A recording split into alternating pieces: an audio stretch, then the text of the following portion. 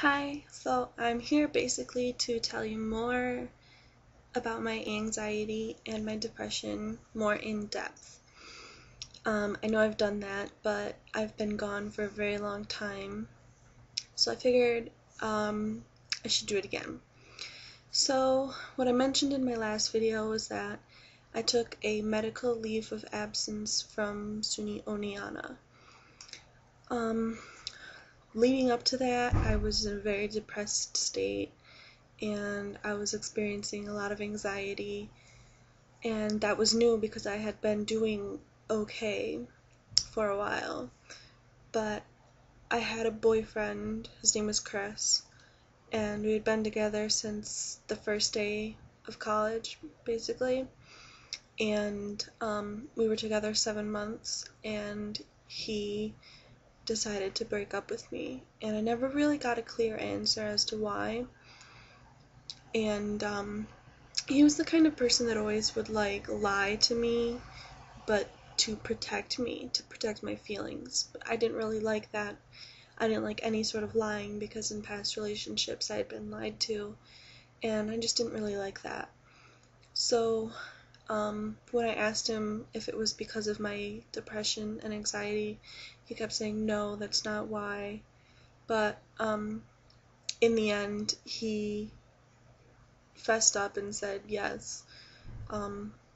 It's too much to handle, my depression and anxiety, and he had been doing it for so long, he just couldn't do it anymore.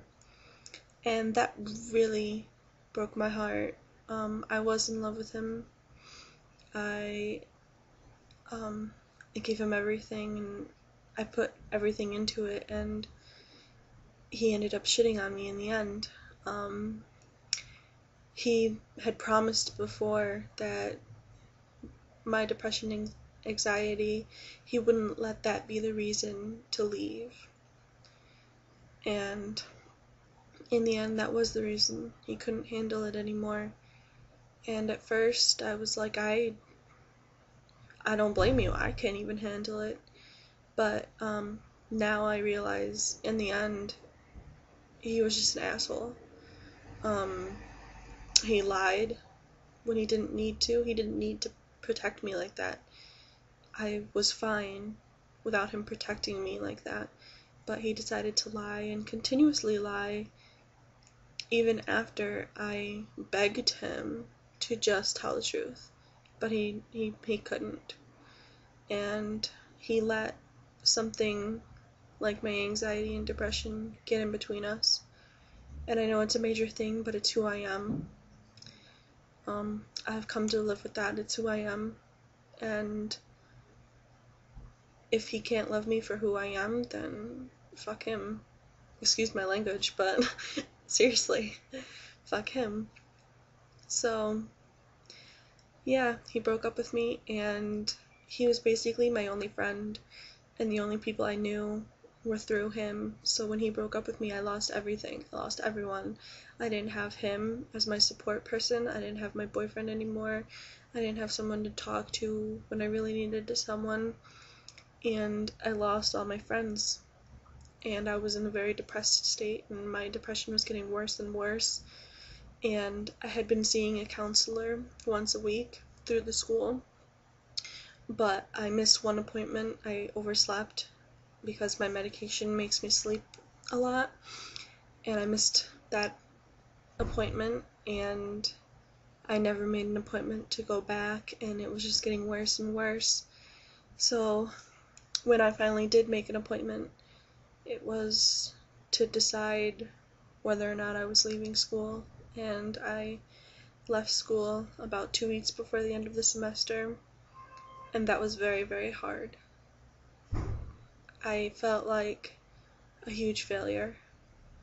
I felt like, why can't you just do the things that you know you need to do? There's 2 weeks left, and I couldn't do it.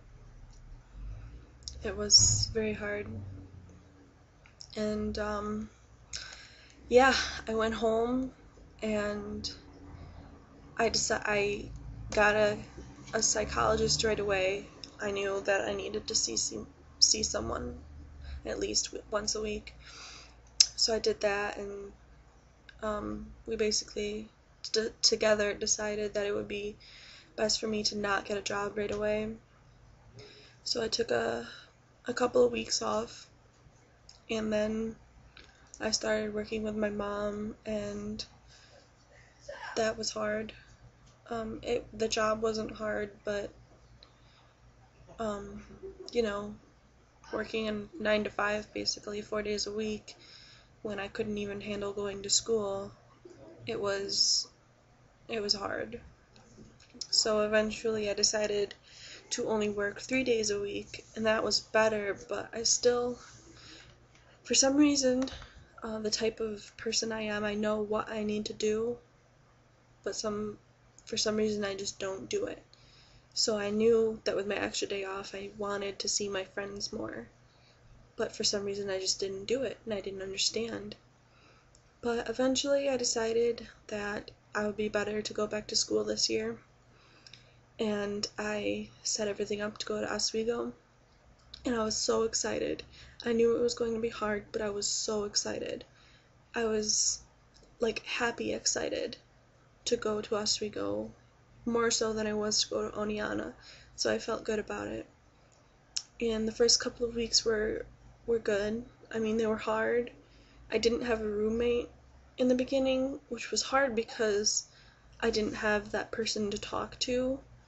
I mean, it was nice not having the roommate. I'm sure a lot of people would want that, but for me, I felt like I needed that person there so that I wasn't alone, and I didn't have that. And there's a bug. If I go cross-eyed, I'm sorry. There's a bug flying around. Yeah. So after a while, I just couldn't do school anymore. I wasn't trying my hardest from the beginning, and I knew that, and I knew it was going to be hard, and I just couldn't do it. So for about a month now, I haven't been going to classes, and a couple of weeks ago I decided that I am going to take a medical leave of absence from Oswego. And right now, where I'm at is I'm still living in the dorms. I have a roommate now, but I am actively looking for a job and an apartment. I've applied to live in this apartment complex, and they have to look over things and make sure that I'll be able to pay rent and everything, and they're going to do a background check and a credit check on me and my mom. My mom is a co-signer. My mom's actually the guarantor to, so if I don't pay my rent, they go to her and she'll pay the rent. So I'm very excited for that. I need to get out of this dorm quick, fast, and in a hurry. It's getting to be too much. I have a lot of anxieties about people.